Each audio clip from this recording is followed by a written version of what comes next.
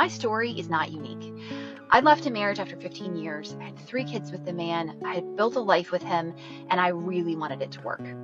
Deciding when it was time to leave, deciding that I had tried hard enough, deciding that yes, it was worth to take the risk of the unknown for leaving the known, which I had become very accustomed to over the last 15 years. And even though I was miserable, there was some security to it. There was a little bit of, at least I was comfortable in knowing what to expect. As the years would roll by, and every birthday I got the same card that said, next year will be better, I, somewhere deep inside, thought to myself, there's no way, and the only way that my life is going to change is if I leave.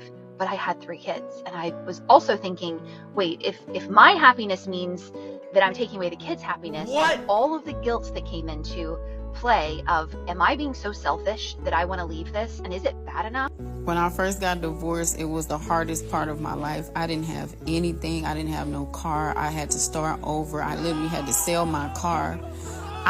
Me and my kids got on a flight with 4 suitcases and my dog, and I had to start over. I ended up having to move back with my parents. Me and my kids was sleeping in a queen-size bed, all 4 of us. I was ashamed. I had to get on food stamps, and I literally had to start over. I was embarrassed. I was like, Lord, what am I going to do? I'm out here in this world. I got 3 kids. What do I do? I don't know.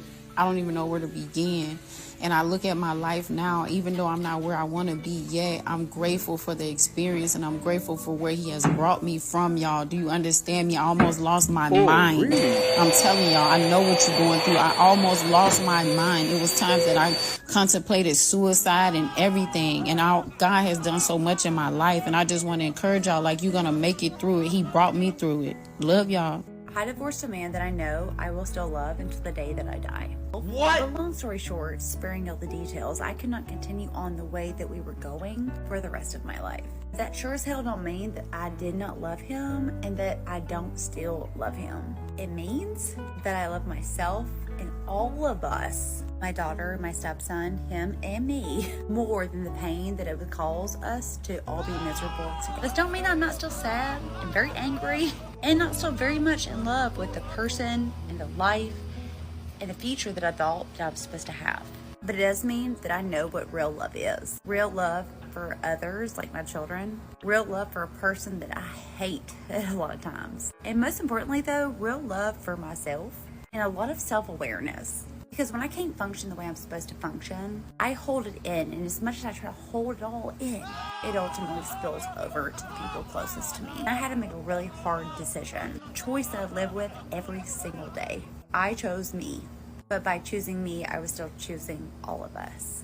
And that was the best decision I could make at the time. I have the higher ground now. But even though I'm years out of our separation and our divorce, I still can't see myself with anyone else. Now I know I need to try harder because I do deserve that kind of love from someone who really does love. I know it's not going to look like what I thought it was going to look like, and I may never find it, honestly. But at least I know what I am made of and what my kids are worth and what I am worth. Although unfortunately, that doesn't really bring me very much peace. I have peace knowing that I respect myself and I know what love is. Women are often the initiators of divorce, which can be attributed to various factors such as emotional dissatisfaction, communication issues, and a desire for greater independence. While divorce is challenging, especially for women, they often play a significant role in marital breakdown. Men may cheat as a response to negative home environments, including constant criticism and hostility. If marriages were workplaces, many wives would be fired for creating toxic atmospheres. Women tend to change after marriage, often developing new needs and expectations. Men, on the other hand, remain relatively unchanged in their basic needs and preferences. Women's demands, which can be extensive and expensive, often contribute to marital unhappiness and ultimately lead to divorce. In the US, alimony and child support laws often favor women, requiring the higher earning spouse, usually the man, to make payments after a divorce. This is seen as unfair, as both parties are capable adults who shouldn't be financially responsible for the other after a marriage ends. No-fault divorce laws, which allow divorce for any reason, have contributed to a significant increase in divorce rates. These laws, combined with financial incentives for women, create a favorable environment for divorce, especially for women with children. Women can benefit from divorce by obtaining custody of children, receiving alimony and child support, and potentially keeping the marital home. This can leave men financially disadvantaged and emotionally devastated. Many women have a predetermined exit strategy in case of marital problems, which often catches men off guard. This has led to many men risking getting into marriage because it offers no benefit for men and potentially will lead to men losing out big time financially after a divorce. Women constantly ask, where are all the good men? But reality is that the women have made men not interested in them for any long-term relationship. Women are selfish and only care about themselves and will happily break apart a family because of their own selfish reasons. Whenever you hear a woman talk about her divorce, it's always about herself, her struggles in the marriage, how her partner was abusive, uncaring, devoid of affectionate, stingy, to name a few.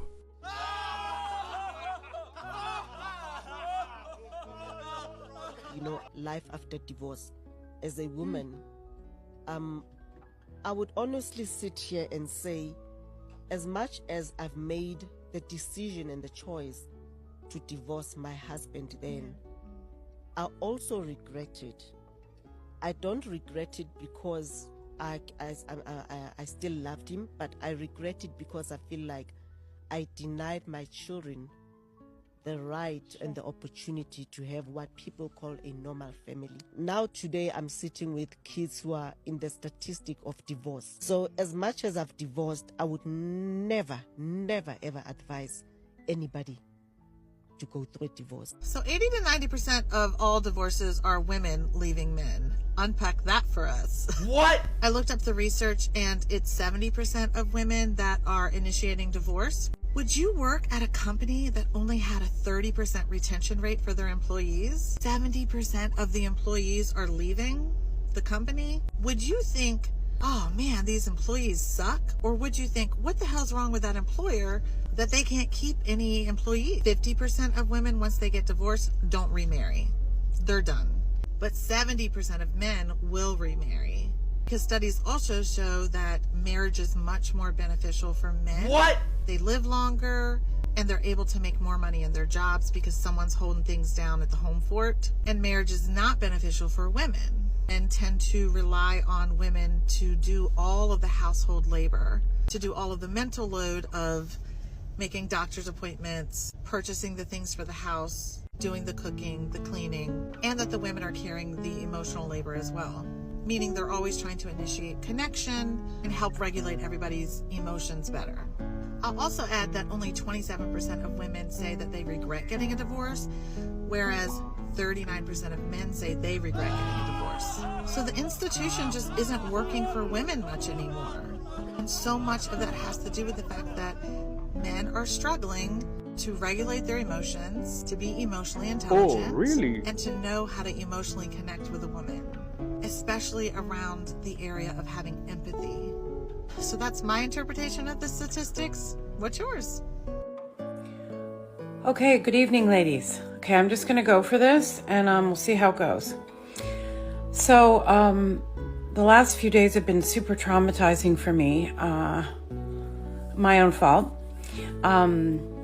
It's always my fault. But anyway, I didn't know. Well, I guess I did know, but that I would have this really strong reaction physically, trauma reaction to finding out that my estranged husband has been having a new relationship. And I have a boyfriend that I've been seeing, so it's not like I think he shouldn't. Don't get me wrong, this isn't about that.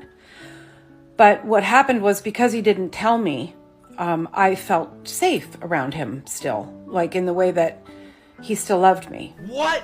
Anyway, I found out through some very horrific texts, my fault, that not only was he having a relationship, but they're totally involved in saying I love you and blah, blah, blah.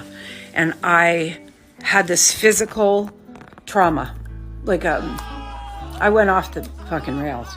It was terrible. And I was physically ill. And there's a link. They did a study at Johns Hopkins. It's called stress cardiomyopathy, which happens, and it's also called broken heart syndrome, and nobody really takes offense to that because it's what it is. And there's also studies of people that die 88 minutes apart, like the couple in Pennsylvania in 2012. They'd been together their whole lives, 57 years or something, and they died 88 minutes apart because they just couldn't live without the other person. And I think the hard part is that because I'd been with him for so long, since I was 18, for him to be in a relationship where he is in one and you can't figure it out in your mind. And then it felt like he had died. What? And I kept getting this sick feeling like he was gone and dead. And I almost wished he was dead. I felt humiliated, embarrassed, stupid, old, ugly, because I think she's like 30, and like typical, right? And I honestly, I've been in shock for 4 days. And he's like, well, get over it, you do it. And it's like, you have no, what? This is traumatizing. And I just acted so badly and did all the things you're not supposed to do. And I